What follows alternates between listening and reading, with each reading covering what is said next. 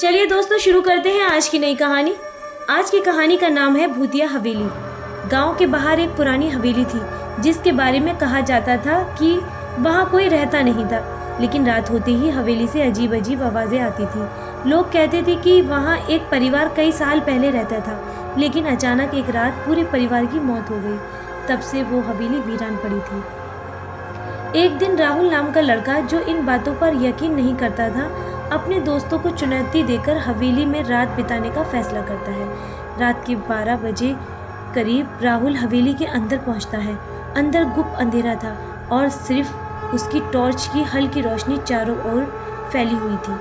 हवेली में कदम रखते ही उसे लगा कि कोई उसके पीछे चल रहा है, लेकिन जब उसने पीछे मुड़कर देखा तो वहां कोई नहीं था। जैसे जैसे रात बढ़ती गई, हवेली के अंदर अजीब अजीब आवाजें आने लगी। दरवाजों का खड़खड़ाना, दीवारों से किसी के रोने की आवाज आना।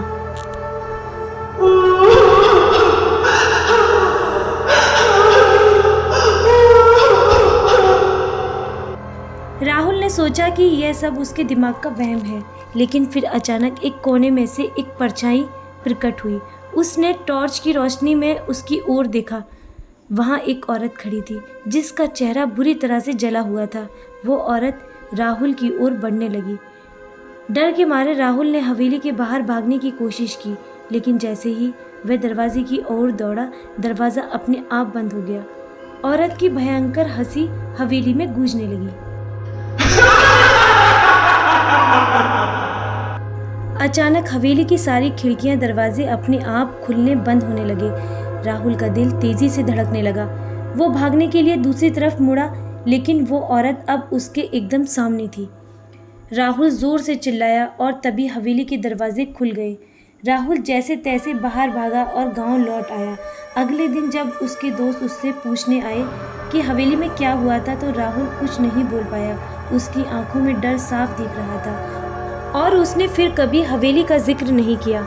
उस रात के बाद गांव में किसी ने भी हवेली के पास जाने की हिम्मत नहीं की। यह कहानी हवेली की भूतिया दास्तां पर आधारित थी, जहां एक आदमी के सामने हकीकत और डर की दुनिया आपस में टकरा जाती है। राहुल के हवेली के लौटने के बाद उसकी ज़िंदगी में कुछ भी पहले जैसा नहीं रहा।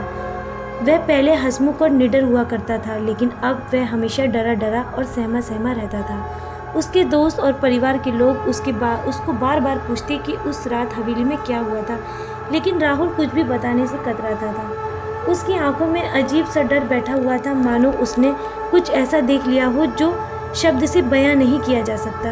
रात होते ही राहुल को अजीब अजीब सपने आने लगे। हर रात वह उसे जली हुई औरत दिखाई देती, जो उसकी तरफ धीरे धीरे बढ़ती। उसके कानों में हवेली के दरवाजों और खिड़कियों की खड़खड़ाहट और उस औरत की भयंकर हंसी गूंजती रहती।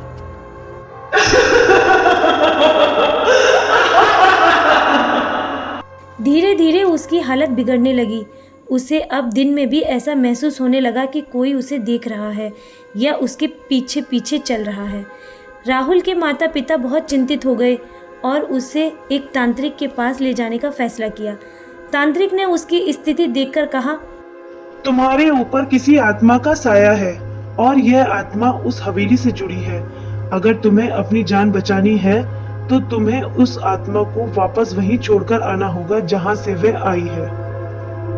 राहुल यह सुनकर और भी डर गया। उसे यकीन नहीं हो रहा था कि उसे फिर से उस भूतिया हवेली में जाना पड़ेगा, लेकिन उसके पास कोई और चारा भी नहीं था। तांत्रिक ने उसे कुछ रक्षा कवच दिए और कहा, इन्हें पहनकर हवेली में जाओ और आत्मा से माफी मांगो। अगर आत्मा तुम्हें माफ कर देगी तो तुम्हारी जान बच सकेगी। राहुल के दोस्तों ने भी उसका साथ देने का फैसला किया और वह सब अगले दिन हवेली की ओर रवाना हो गए। जैसे ही वह हवेली के पास पहुंचे, सबका दिल तेजी से धड़कने लगा। हवेली अब भी उसी तरह वीरान और डरावनी लग रही थी। हवेली के दरवाजे पर कदम रखते ही हवेली की खिड़कियां और दरवाजे फिर से खड़खड़ाने लगे। राहुल ने तांत्रिक के निर्देश अनुसार आत्मा से माफी मांगने की कोशिश की। उसने कहा, कृपया मुझे माफ कर दो, मैं तुम्हारी शांति भंग नहीं करना चाहता था। वो तो मैं अपने दोस्तों से शर्त लगा बैठा था। कृपया मुझे माफ कर दो। तभी अचानक हवेली के अंदर भयंकर ठंड महसूस होने लगी और वही जली हुई औरत राहुल के सामने प्रकट हुई। उसकी आंखों में जलन और दर्द था। आत्मा ने उसे माफ कर दिया था, लेकिन राहुल फिर भी हाथ जोड़कर खड़ा रहा। कुछ पल के लिए सब कुछ शांत हो गया। फिर अचानक औरत की परछाई धीरे धीरे हवेली के अंधेरे में विलीन हो गई। हवेलियों की खिड़की और दरवाजे फिर से सामान्य हो गए। राहुल और उसके दोस्तों ने राहत की सांस ली। वे तुरंत हवेली से बाहर निकल गए और बिना पीछे मुड़े वहां से भाग गए। जब वे गांव पहुंचे तो राहुल के चेहरे पर एक अजीब सी शांति थी। उस रात के बाद राहुल को फिर कभी डरावने सपने नहीं आए और हवेली से भी आवाजें आनी बंद हो गईं। गांव में लोग कहते हैं कि उस दिन के बाद हवेली की भूतिया कहानी खत्म हो गई, लेकिन फिर भी कोई वहां रात में जाने की हिम्मत नहीं करता। इस तरह कहानी का एंड हुआ। इस कहानी से हमें क्या सीख मिलती है? ये कहानी इस बात की ओर इशारा करती है कि कभी कभी अज्ञात से सामना करने और उससे माफी मांगने से भी मुक्ति मिल सकती है। हर बार हर समस्या का समाधान हिंसा से नहीं होता।